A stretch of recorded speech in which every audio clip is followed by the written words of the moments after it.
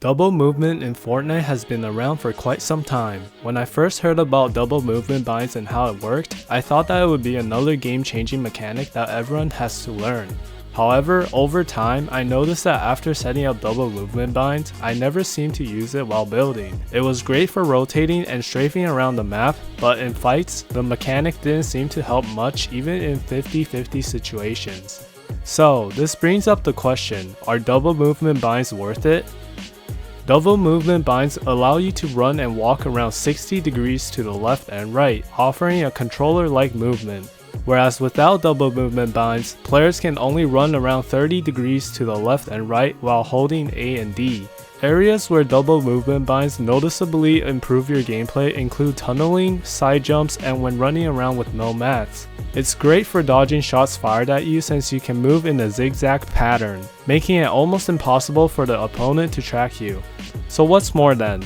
Nothing much really, and to be honest, I don't really see the point of learning how to build with double movement. I only see this mechanic benefiting Aspire pros who are not on optimal keybinds and cannot afford the time it takes to learn optimal keybinds. If you do not know what optimal binds are, it's basically having a set of keybinds that allows you to press A and D while building. If your keybinds are not optimal and you are thinking about getting double movement binds, I recommend switching to optimal binds first, then set up double movement binds. When I first switched to optimal keybinds a few months ago, I noticed that my building became less awkward and allowed me to do side jumps easily.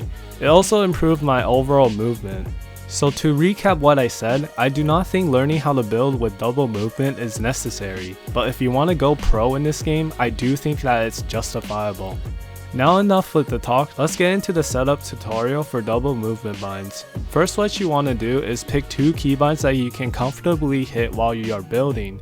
If you do not want to learn how to build with double movement, then you can pick two random binds that you can hit while strafing left or right. If you do however want to build with double movement, you need to set the binds to keys of which you can always hit. This usually includes your left pinky, left thumb, and right thumb. Ideally for the left pinky, you can choose to bind tab, caps lock, shift, or control. Left thumb, you can bind either X, C, V, B, or N. And right thumb, you can use any of your non-binded mouse side buttons. If you are left-handed, it's everything what I said but flipped over to the other side of the keyboard.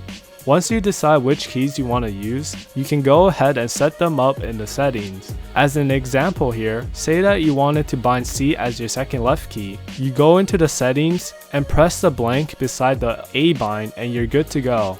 Same thing with the double movement for the right side. All you have to do is pick a bind and apply it to the blank beside D. Now that you have the bind set up, you're going to want to first practice how to use double movement in a zigzag manner, sort of like this.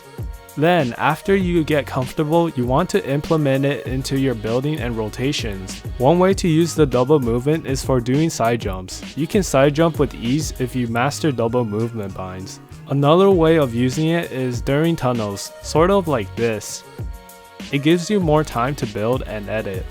Also, I just want to mention, please do not use macro for this thing, it's not worth it. And that has been it for the video. Hopefully you found it useful. Peace.